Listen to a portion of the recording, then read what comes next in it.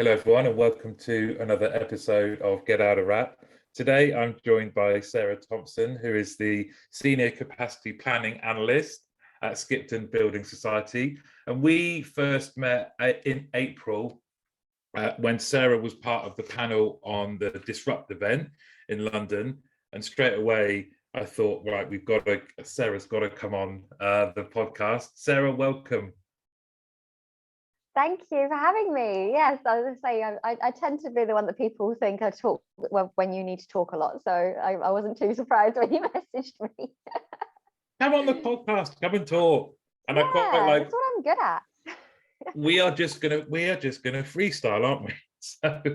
Oh yes, yeah. We don't do the irony of planners freestyling. By the way, is probably the ultimate thing there.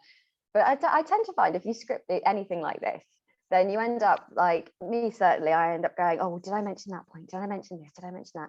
Whereas if you have an organic conversation, I mean, I don't need to pretend. You all know who I am. So, Exactly. No, you were just telling me before we hit record that you were at the forum yesterday and you did the old devil horns. Oh, I know. I felt really silly afterwards, but I was just talking about how analysts are like the rock stars of a company, really. It was a really good conversation with Ali at the forum, and it got me thinking about it a lot more. And one thing I sort of talked about was we often talk about managers and, well, leaders in particular, how important leadership is, how important having foundational good leaders is, and how that really makes your company stand out. And I totally agree, because I would not be where I am because of the few leaders that I've had. They've been brilliant. But my question and I guess challenge is, it's all very well having a leader, but in reality, if you've not got the talent behind that leader, then what are you going to do? So when I'm saying leaders are, when we're saying analysts are the rock stars, yeah, we are. But the leaders are the managers or the PR reps. They're those guys. You know what I mean? I really want to shout about analysts more. I want to shout about planners and analysts and the people that haven't got the L word next to them, and just kind of say, look, you guys are amazing. And, without the people, who are the leaders going to lead?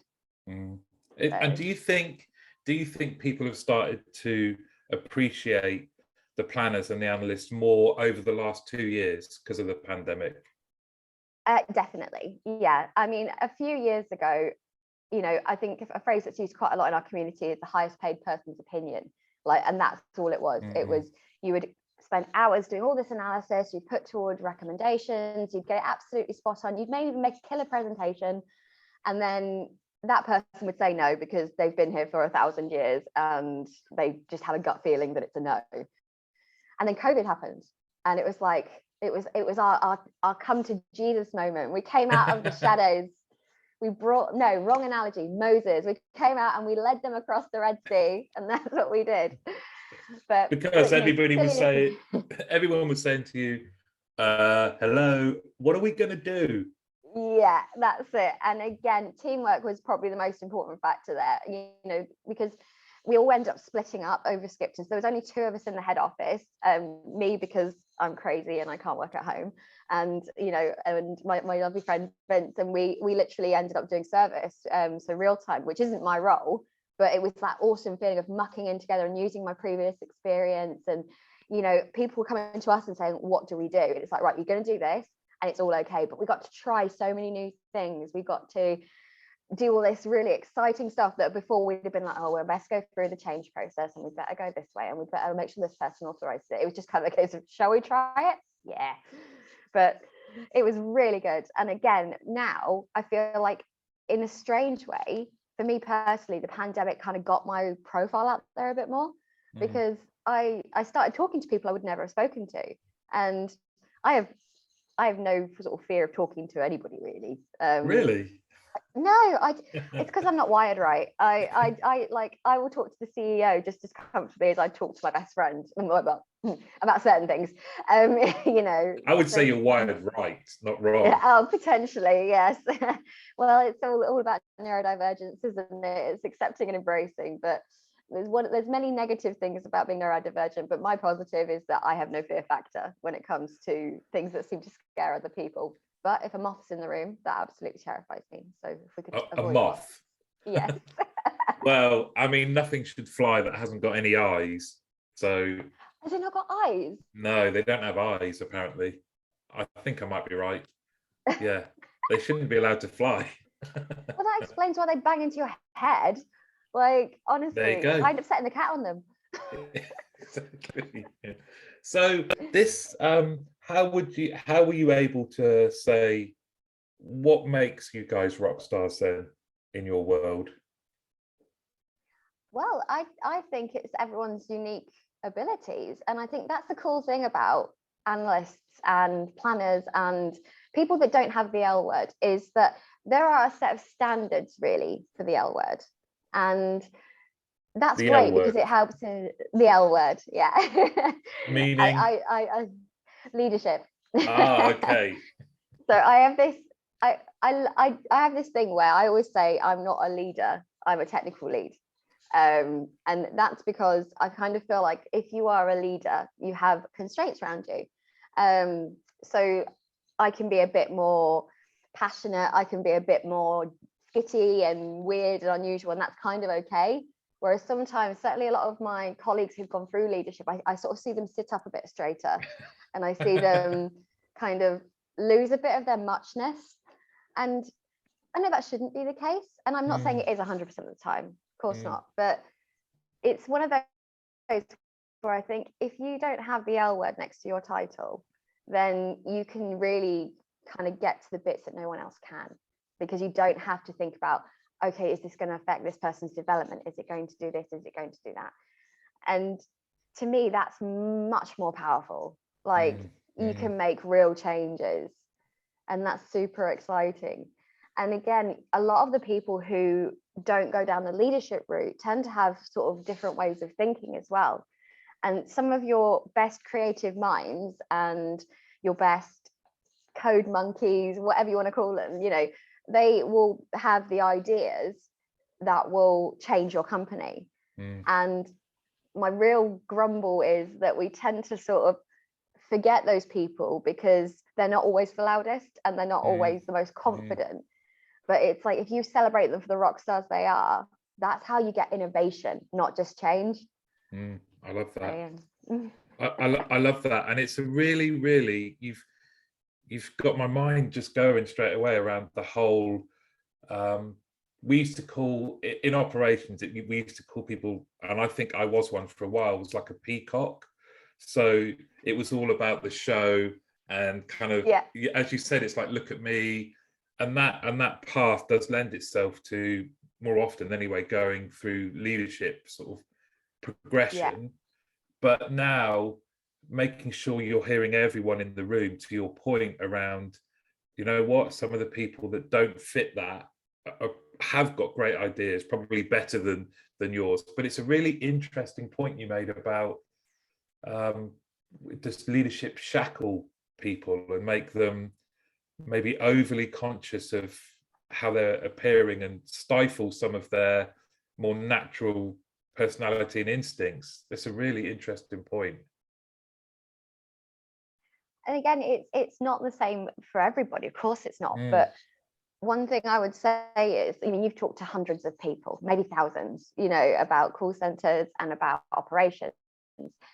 How many of them have a dedicated analytical program for progression? Because I know that we certainly don't. That's a really good point. You hear everybody going through leadership programs. That's really good, because there's been a couple of guests on that I would say more readily sit in your world, and none of them have mentioned anything like that. It's a big miss for our industry, isn't it? You should make one. Yeah, absolutely. Oh, I will. Give me time. Give me a week. But again, that's kind of the thing. It's like, I read the most wonderful post on LinkedIn a few weeks ago. I cannot remember the lady's name, so if you're watching, I'm really sorry. But she mentioned about how real time seems to be kind of where we dump the newbies.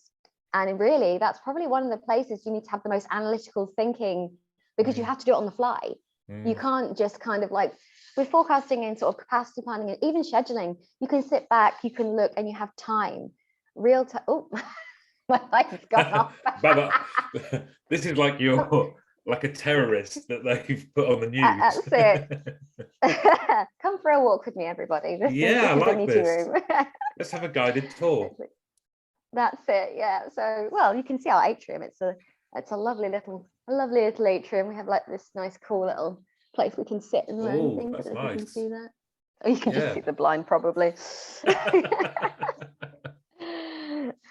Oh, dear, I love the t-shirt. Oh, thank you. Yes, it's a quote by oh my gosh, I'm rubbish with names. It's a feminist, it's from the Forces Society, actually, isn't it? Yes, so it was actually Yes. written as part of an academic research piece into women who died in the, I might be misquoting, but I think it's the 1800s. And what she was looking at was their funeral sermons. And the quote she came out with, and it's in an academic paper, is well-behaved women seldom make history, because I believe their eulogies were boring. I don't know how else to say it. It's, she was a good wife and mother. Right. Cheers. Cheers for that. But it's one of those quotes where I don't really like jumping on the bandwagon too much with these things, because, but the fact it came from an academic journal, and the fact that a lot of the time, and again, it's not just women, it's minorities as well. Again, you'll remember it from Sabia, that wonderful diversity panel that we went to, that was on. It was brilliant. And I like wearing this t-shirt to work sometimes, because every now and then I need a little kick up the bum and I need reminding. And it's like, do you know what? Those times where because I toe the line. I sometimes go a little bit over. And every now and then I need to remember that going over the line a little bit's all right, and it's one of those where I like to wear it, because people then just kind of ask me about it. And I can say, well, do you want to make a difference, or do you want to just sit at home and bake? Do you know what I mean? I love it. By the way, baking's good. Yeah, yeah. We're not. You're not negating that, but yeah. We're not negating the baking. More cakes. Yeah, I'm fully behind that. Men of quality don't fear equality. So. Yes, and that's it. But again, that's something. And again, I know you guys talk about it quite a lot. And again, right on, please do. The more we talk about it, the better it is. But again, equality is. Again, it's almost what we were talking about with leadership earlier, isn't it? Really, because it's pushing one group as ahead of another in status, because they've got the L word next to their name. But anyway, so real time. Yes. Sorry, doing a Billy Connolly here, where I sort of go back on myself. Yeah. But yeah, so yeah, real time. I say we chuck our newbies in there. Our planning newbies, and we expect them to learn things, and we expect them to do all these things and solve all these problems very, very quickly, and then we move them to another area where they don't have to do that anymore. And on one hand, I totally see the benefits of that, because I think when I was in real time, it kind of got my brain thinking differently, it got me thinking tactically, it got me thinking fast, but it's not the same for everybody. And then when we want them to progress, we say, well, what's your analytical experience? It's like, well, I don't have any. You chucked me into a real-time role and didn't tell me how to analyze the data. And it's like, what do we think is going to happen? That's how we end up with these people that are in the same role for a long period of time, because the only thing we tend to focus on is, well, can you lead? It's like, yeah, but we can't all lead, So what we're going to do, lead each other around in a conga? That's not how it works. How would how should it look then, do you think, or how do you get the best out of that world? The analytical stuff. Yes. I think we need more people talking about it, and I think we need. I don't say we need more. I don't think we need more pandemics, but we need other events where people realise the value. And the goals of leadership are absolutely right. They are bringing your people along with you. They're bringing them up, helping them progress, and things like that. But we almost champion that to the point where, if you don't go that route, you're going to hit a ceiling eventually. So I guess it's let's have more rock stars. Let's have more people that we celebrate who are doing the nerdy things. Let's just go for it. What's the worst that could happen? We might outrank the leaders. Nothing wrong with that. I think for me, well, but I love, that's one thing Skipton's doing really well at the moment, is we're really trying to sort of move our shift from just people leading onto sort of technical expertise as well. And you know, like every company, we're still learning, we're still growing, but we are taking time to say to people, right, this is what we want you to do. We know your skill set is here. We're not going to pigeonhole you into having direct reports because you want to progress. It's like me, I'm a really good mentor. I'm good at that. I can do that thing where you help people, and I'm a good teacher. You know, when it comes to newbies, I'm brilliant at that. I'm a bit too blunt to be a leader, because if someone's having a bad day, depending on my frame, I'd be like, just get on with it, which is not what you do when you're a leader. You know, so again, I've had many conversations with people about it, they're like, oh, why don't you lead? You'd be really good at it. And it's like, because I don't want to. I want to help people. I want to help my colleagues, and I want to mentor, and I want to help, because again, you know, I'm an ex-teacher. I want to watch them grow and develop, but I don't want the paperwork, and I don't want to be accountable for these people. I want to kind of be on the side. And I guess it's that mindset as well. Is the person to develop you, yes, it has to come from yourself, and yes, your leader can guide it, but use the people around you as well. Just because they don't have that word next to their name does not mean they can't change the way you think about something. I'm fully behind you on progression doesn't have to be linear. So when we think of progression, or when you talk to people about how do you want to progress, how do you want to develop it, all answers for me are okay, but it's important that you let people know, I'm not just talking going up an org chart. Let's forget org charts. Let's think about you as an individual, and leaning into skills that you show passion for. Let's do whatever it takes to make you feel like you're growing all the time. That's progression for me, and I'm fully behind you on this kind of. I'm hopeful still that the whole period of the pandemic is just smashing through norms. Like, it's kind of lazy thinking, right, that we just stick to norms. We've got so much potential to look at new ways of thinking. And you mentioned neurodivergence and neurodiversity, and again, I think that's I look at that and think it's a whole opportunity to hear from different people and accommodate different people's ways of thinking, and it's interesting. It's just fascinating. Well, that's it. I mean, the only data we have on neurodivergence really is that based on teenage boys, because that was the populace that was available when they were doing a lot of the studies. And it's still, you know, that category, it's easier to diagnose them because they show more. So ADHD, for example, the hyperactivity in boys tends to be from not being able to keep still, from moving around, from being disruptive. For girls, it tends to be being excessively chatty. It tends to be, you know, there's always that girl in class who would sit there and not be listening because she'd be chatting. Well, that's, you know, that's how girls express it. We can hide it more in the traditional sense of what has been observed, but that's why so many women are getting diagnosed later in life.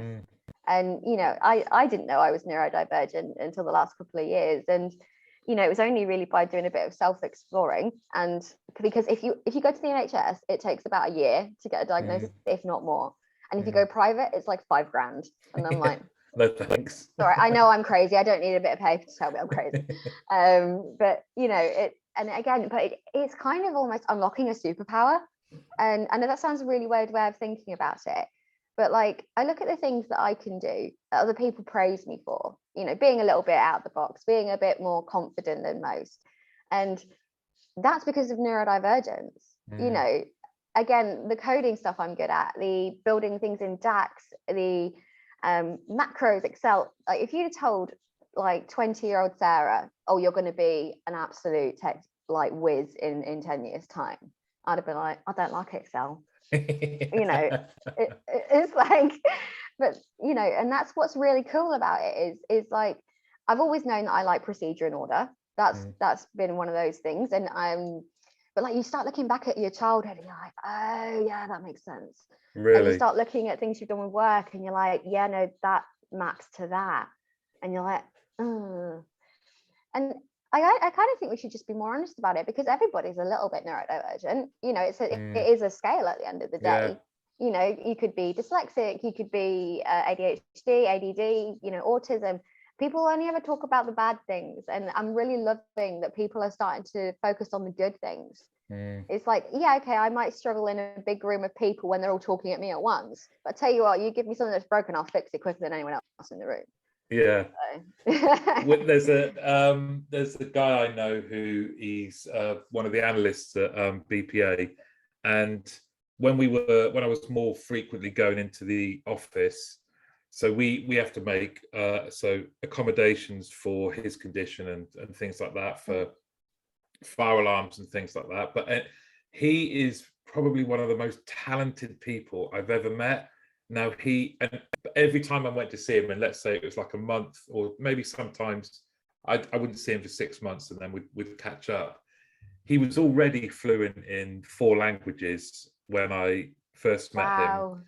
But by the time I'd seen him, like a year or so later, he was up to 7, like fluent in like 7 languages that he predominantly taught himself. But it was all just his manner is just amazing. It was all just very matter of fact. Because I would make a joke, not a joke about it, but I'd say, how many are you up to now? And he'd say, well, if we count Mandarin, 7. I think I've lost you, Martin. Sorry. Oh, am I back? Yes, you're here. Sorry. Yeah, it sounded really good, and I was like, I really don't want to miss this. Yeah, you're back. Sorry. Good. I was just saying I'd say, so how many are you up to now? And he'd say, well, if we count Mandarin, 7. Yeah, 7 languages. And it was all just very matter of fact. And I think that, trying to be open to and use that, like you say, that I look at him as a superhero and think this guy's brain is amazing. It is a piece of art. And that's it. Oh, I've lost you now. That's the coolest part is that no 2 people are expert, not even a little bit. I learned through research. That's my thing. So I've researched it. But the facts, like when you're talking there about languages, it's patterns. And it's awesome. Like, I bet you a lot of his languages, if he's saying Mandarin, I bet he's got a lot of other Eastern languages in there, because the patterns will be similar. And that's what's really kind of awesome about it. And again, that's why a lot of the time, we can do things other people can't. And again, but it's also making allowances for it. So my humor is quite dark because of it. So like earlier, for example, I mentioned, oh, I'm crazy. It's my kind of way of kind of normalizing it, I guess, because we use that term a lot. I'm sure, and I use humor a lot when I'm feeling a bit anxious or nervous, because I know that if I get a laugh, then it's like, oh, I can tell you're happy, that's good. Yeah. Do you know what I mean? It's like, okay, I got a laugh, the situation's fine. But again, I would also say, like, the biggest thing is encouraging people who don't know more about it. You don't have to read a book. Just because I read 6,000 books doesn't mean you have to. Just speak to someone like me who's not shy about talking about it. Do you know what I mean? And I certainly don't have even a 1/10 of the answers, but again, just talking about it, we get it out there more. Yeah, definitely. You mentioned that you don't feel nervous about just getting up and talking, and I saw that firsthand in April. Was that the first time that you'd been on a stage, like kind of presenting, or? Well, it's my first time on a panel. I'm a bit of a theatre kid, so she's always been on the stage. I get what my granddad calls, he calls me a performance personality. So like now, for example, this is my stage and I am here and I'm entertaining, that's me. And I will be absolutely engaging. I'll be really like, blah, blah, blah, blah, blah, blah, blah. And then I'll need about 3 hours to calm down afterwards because I'll be knackered. Yeah, it's a lot of energy for me. And it's that thing my granddad calls performance, because he's a jazz musician. And he's brilliant. He's 92, my granddad, and he still plays his trumpet for like 3 hours a day. He's wow. Amazing. But he's a jazz musician, and like when he would be the one that would be out there like making everyone laugh, being performant, he's the most engaging person in the room, but then you won't see him for 3 days because he needs that time to recharge.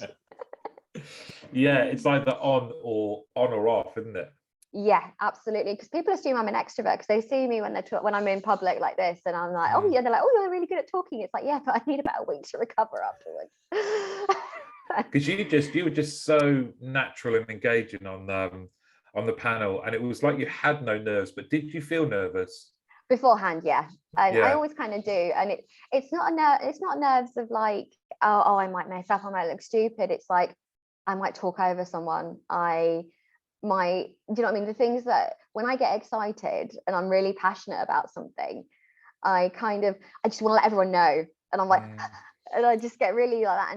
And that's where that part of my brain, I think people sometimes, one of my worries and one of the things I get nervous about is, oh God, are people going to think I'm really rude because I will accidentally talk over them because I've not read their cues right and things like that. And you know, that side of it I was worried about. But when I get on there, I figure if I make an idiot of myself, as long as everyone's having a good time, you know, as long as I'm not upset anybody, that's the most important thing, is like knowing your audience and kind of, you know, because that Sabio panel was lovely because there was lots of other talented women on that panel and men as well. And I kind of felt like I was in a space where I could be the kooky one, I could be myself, because, you know, it was nice. I felt, you know, we obviously had a nice chat beforehand and I felt really at ease. And, you know, again, stuff like this, it's easier online because obviously I'm in a room on my own and I can do my hand gestures and stuff and people don't laugh at me. But I think with anybody, and I say this to my colleagues and, you know, my team, I say, look, at the end of the day, no one's going to know if you mess up apart from you. And if they do realize you messed up, it's like if you fall over, do a forward roll and do a flourish at the end and everyone will clap. You know? I love that. You touched on a really interesting point that I spoke about with a friend of mine, Helen, a few years ago, was around how communication is so important. And you mentioned about not wanting to talk over people. And we spent some time just talking about how something like that isn't rudeness. It's like enthusiasm and wanting to make that connection and going, oh, I can relate to you too. And I've got something to say now. And you have to teach yourself to slow pause that and allow the person to have space and then go and then let it out. But the other thing that was really interesting was how when someone, let's say for example, someone says, oh, I've just come back from a holiday in France, and you go, I've been to France 3 times, and that sometimes the other person thinks, oh, you're kind of stealing my thunder, but it isn't that. It's not that. It's that you are desperately showing we've got something in common. Well, that's it. A lot of the time when I get excited about something, it's like, oh my God, I can relate to you. I don't have to think about what to say. But again, I completely agree. And it's something that, like, yes, we should make allowances for, but at the same time, for me, I recognize it as it's a thing that isn't always great. And again, it's my development point. And that's another thing. It's like, yes, we should make allowances, but we also kind of need to take ownership as well. So like, because I could have just spent this whole time talking about absolute rubbish and ignoring you, but I didn't because, you know, that's you've watched how all a the other conversation episodes. works. But and again, that's the thing. It's like, you know, at the panel, I'm always the first to talk, and it's because I don't like silence. I find it very awkward, and it makes me really kind of, you know, and it's one of those where when you kind of don't have that fear, you're never scared of the first one to talk. And then everyone else gets comfortable, and then that makes me relax because I can see everyone else go, oh, thank God someone spoke, you know. And then the next thing we know, it's like, oh, right, now we're having a conversation. So, and that's the exciting bit. But I know what you mean about the jumping in and stuff. You know, again, I always say to people that I'm really sorry if I do it. It's not me being rude or, you know, sometimes I miss cues and things like that, you know. But like, I still, again, I think people just need to be a bit, like some of my closest friends just go, Sarah, shut up. Do you know what I mean? It's like... yeah. And I think you always need those people, don't you? My family do it to me very often, or they will stop me when I'm sometimes I'll be monologuing just nonsense as I'm wandering around the house, and they're like, right, you're talking at, I don't even know if you know what you're saying. Like, oh my no, God. I don't. My dad does that. There we go. I've just done it again. I've just jumped in and I've said, oh, I can relate to that. We call it bonging. We go around and go, oh my God. Now let's talk about something else you mentioned right at the start.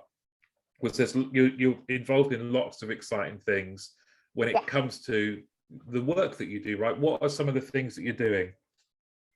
So a while ago, someone told me that you can't build an Erlang calculator in Power BI. So I've done that just to prove I could. Yes. So I'm really excited about this because it's going to change kind of how we use Power BI, because a lot of the time Power BI gets used as a visualization tool, which is what it is, but it also has a lot of modeling tools in the background that you can use. And I kind of, again, I want to shout about how important it's everyone can make a pretty graph in Power BI. It's not hard, it's what it's for. But if you can make Power BI work with you, that gets your stakeholders engaged. So you don't have to whack out the Excel model and hope that the zooming is right. You can go on the screen and go, right, well, this is our plan, it's fixed. And I can change these parameters and variables. You know, you don't need a capacity plan, you don't need a separate scheduling plan. You can do it all there. And that's been a real kind of game changer. So it's still in the kind of tweaks and testing phase. You know, Ian from the Planning Forum has been an absolute legend. He's just even if he doesn't know the answer, like he'll know the maths side of it. Whereas, and I'm just like, okay, so if I can make that maths bit fit with that maths bit, that'll work. So, you know, that side of things, he's been an absolute legend. And, you know, it's working, it's great. And I'm comfortable with the core concept of it. So we're rolling it out to our TM population, hopefully in a few weeks. We had a bit of a hiccup where I accidentally deleted part of it. So honestly, I literally, like, you know, when you delete the one thing you shouldn't delete, yeah, that was what I did. So I'm rebuilding part of it now. Oops. But yeah, that was it. And my boss came over, she's like, are you okay? I was like, if I sit under the desk, is that really weird? And she was like, okay. I'm just going to curl up in the fetal position.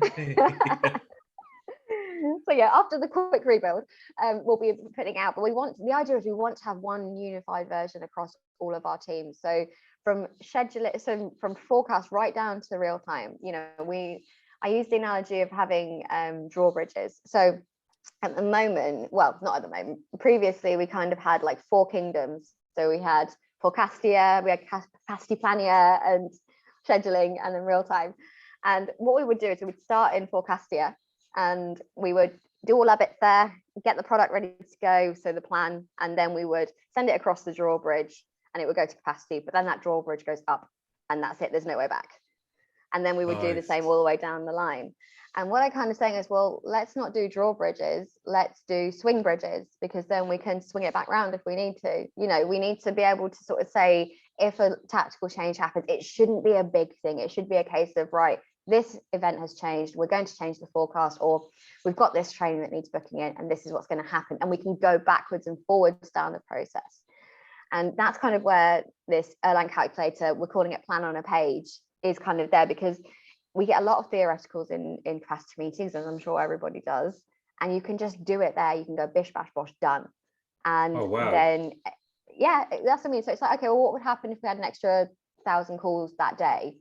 Well, we'd be knackered. But, you know, you can prove it. Do you know what I mean? It's like, and that for stakeholders, I found is really, really powerful, particularly when it comes to influencing. Because otherwise it'd be, oh, well, we'll take it away and we'll look at it. And it's like, no, I want to show you now. Like, this is why I'm saying this. And that's something I'm really excited about, because I think if we can use this universally, have one version of the truth, all the data is governed and beautifully laid out, because, you know, that's important, not for everyone, just for me, but, you know, and all of that side of it, then we know that we're going to have this consistent approach throughout our process. And then when we have changes, tagging that data, tracking it back, and it's just, when I've got the last little like T's crossed and everything, it's just going to be beautiful. That, you know what, it sounds amazing, and the way you bring it to life is brilliant. So this would allow you to test all kinds of scenarios and be prepared for them more so than ever before.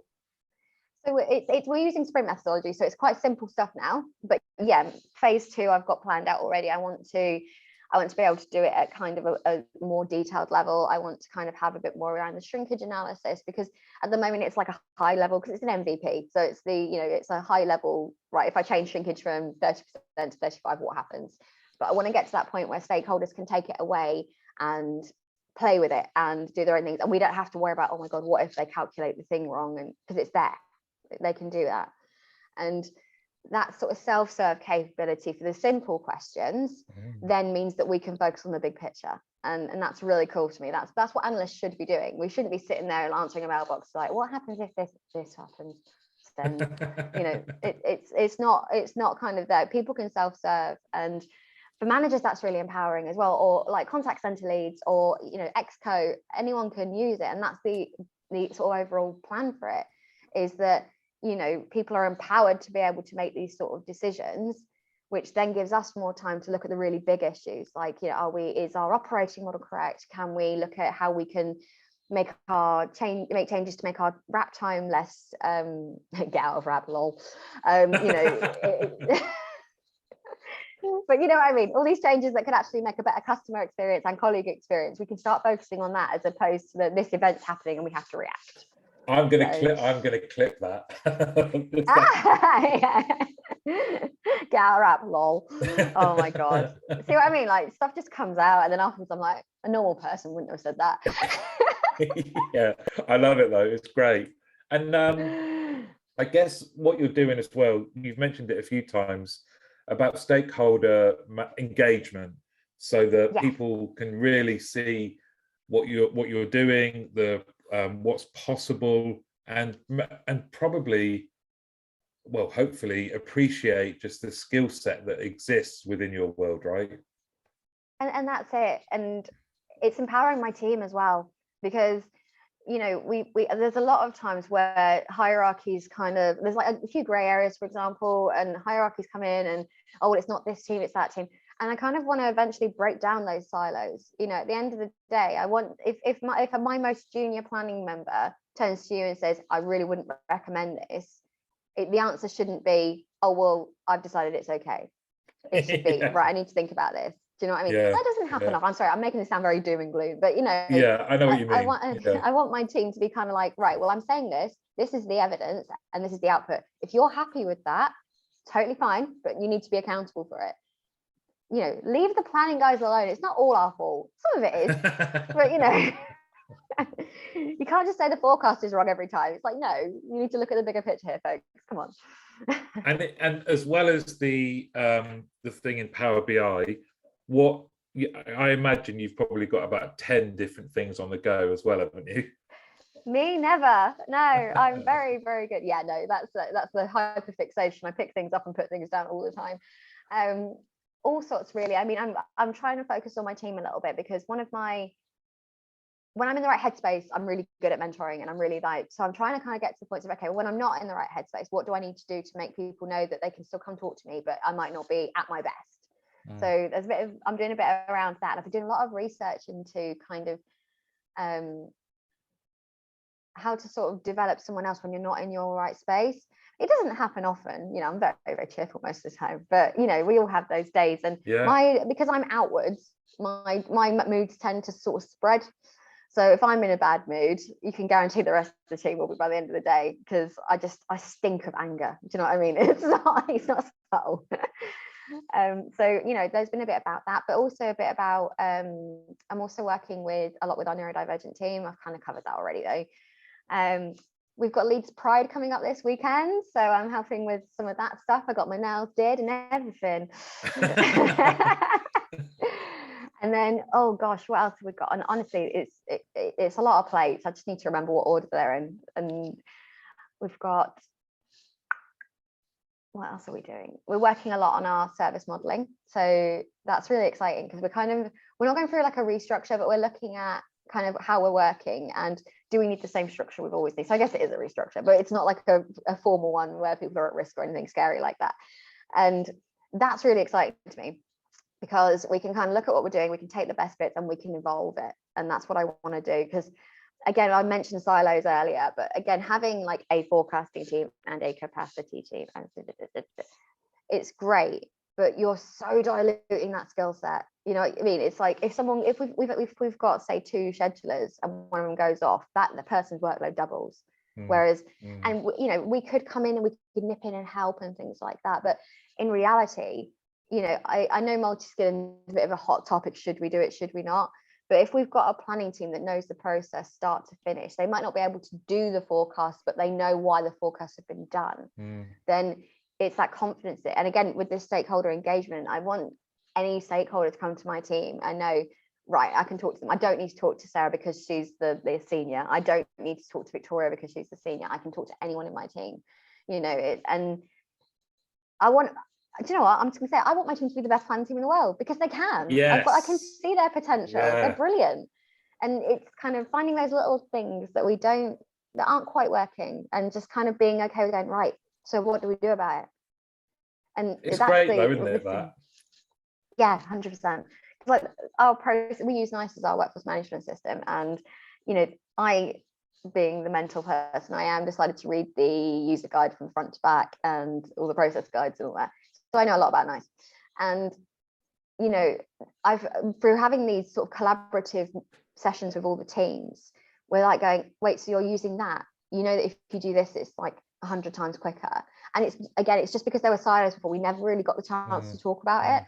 So we're sharing a lot of our huddles now. We're doing a lot more together, and we're sort of not viewing ourselves as 4 teams. We're viewing ourselves as a planning team. And to me, that's really, really powerful, because if you're not, what's it like? United we stand, divided we'll fall. It's one of those, isn't it? So. And we've shared messages around our industry and how it's perceived, and I know this is something you're really passionate about. We don't have to talk about some of the documentaries and things that have been on, but have the ones that were definitely on Channel 5 for a reason. Yeah. Okay. Yeah. Yes. When you're outside of work with your friends, are you a passionate kind of champion of breaking down some of these misperceptions of where we work? Yeah, but again, it works both ways, because a lot of the time we hear the doom and gloom from customer insight, but when you actually talk to people, a lot of them have a lot of nice things to say. But yeah, when you hear these, people are lazy, people in call centers are rubbish, I get really angry when it's about our colleagues and our guys on the phone, because it makes me cross. It's like, you don't see it. You don't see it when they've had, like, the base rates just changed. So our mortgage guys are inundated, and we've just had the month end. So we've got all of those extra calls on top of that. And then the base rates changed. And people are going, oh, well, I've had to wait 5 minutes. And, there might be 100 other people that are happy to wait 5 minutes, but that one person, and they get on the phone and they scream at somebody. And that's when I go into rescuer mode, which is not the right thing to do. But I want to get on that phone and go, back off. You don't even understand. Yeah. But obviously I won't do that. If anyone from Skipton's watching, I'm not going to do that. Please don't sack me. But yeah, it's one of those where, like, if you could see how hard these people work, if you could see how stressful it is. I mean, imagine, and again, I mentioned it on the panel, flip it back. If you get stressed or have a bad thing, you can nip off and grab a cup of tea. Yeah. You can't do that on the phone necessarily, because you might have your leader breathing down your neck about your AHT. You might have, pressures from the rest of your team, like, oh, she's always off going to the loo, or, those kind of things. And it's, you have customer pressures, because a lot of these people really want to help, and that makes me so angry when people have such good intentions, and for lack of the word, the general public just doesn't understand it. And I would actually say that it should be compulsory for every single person to do 6 months, a year in either a contact center or in retail, because you see the uglier sides of humanity, but you also learn how to deal with them. And that's what's really good. And, there's people that do stay in contact center roles for years and years and years. And it's because they enjoy that satisfaction of helping people, and they're very good at it. And people say contact centers are a drain on the company, and it's like, yeah, they are, because you don't give us enough time to fix the stuff that we can make better. You don't want to spend to see the outcome. It's like, God, just give us your money. Bog down, give us your money. We'll turn ourselves around. Hugely behind you on that, because with investment and realizing that it's not cost centers, they're customer centers that can absolutely engage your customer base through your contact center more so than anywhere else. But like you, I'm very passionate about defending it, and just trying to, like you say, you said a lovely phrase there about just flipping it round and saying, I think I have an aversion to talking on the phone even now, because at the end of the day of being on the phones, the last thing I wanted to do was talk or even listen, you know? Because like you said, you had a bad call. It was, unless it was really bad, you just had to go straight onto the next one, and then the next one, and then the next one until your break. Although I would say it was the best place to become resilient, Yes, and just definitely. and find coping mechanisms, but also the power of the people sat around you was just, and humor. You mentioned humor as a defense Oh, you mechanism. I think have to. that's Yeah. when we all went to humor as a way of coping with the hammering that you could potentially get, you know. And like you say, it wasn't all doom and gloom. There were some absolutely lovely people that you would speak to Oh, who were really yeah, and they'll brighten thankful. your day. Exactly. What do you, when you look at planning as a whole and our industry and customer sort of, what where do you see this going in terms of the future, if you were to sort of blue sky it? I would love it to be a sort of balance. So I do think automation is the way forward, and I think that there are things that we can get with AI, robotics. That there's things like that we can do. I think human touch is very important though. But I want to get to a stage where we have people that are comfortable enough to be themselves on the phone, and if they need a break, giving them ownership. Do you know what I mean? It's silly things like what we've just introduced is at Skipton actually.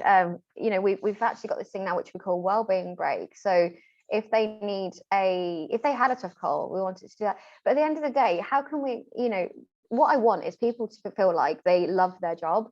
And you know, I think we've all been in that job in the past where we think, oh well, if people love their jobs, they're lying.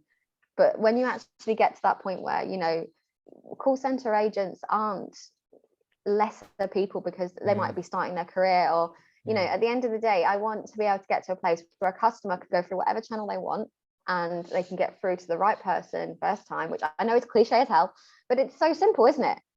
And that's it. If you take all the fluff and the noise and all of that, the key goal of any contact center should be to get that call right first time, or chat, whatever.